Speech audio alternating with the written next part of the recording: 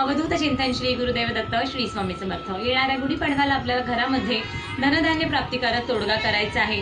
तर हा तोडगा तुम्हाला जवळच्या स्वामी समर्थ दिंडोरी प्रणित केंद्रामध्ये मिळेल। अशा प्रकारची पिवळ्या रंगाची पोटली असते।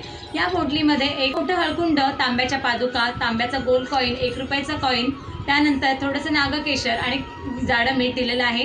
यामध्ये आपल्याला पाडव्याच्या दिवशी घरामध्ये थोडेसे 1 मूठ गहू घ्यायचे आहेत, त्या पोटलीमध्ये टाकायचे आहेत आणि ही पोटली आपल्याला पाटावर ठेवायची आहे। धूप दीप अगरबत्ती दाखवायची आहे। त्यानंतर पोटली आपल्याला अशा प्रकारे उजव्या हातात घ्यायची आहे आणि 11 वेळा श्री स्वामी समर्थ महाराजांचा जप करायचा आणि 11 वेळा आपल्याला कालभैरवाष्टकाचं पठण करायचं आहे।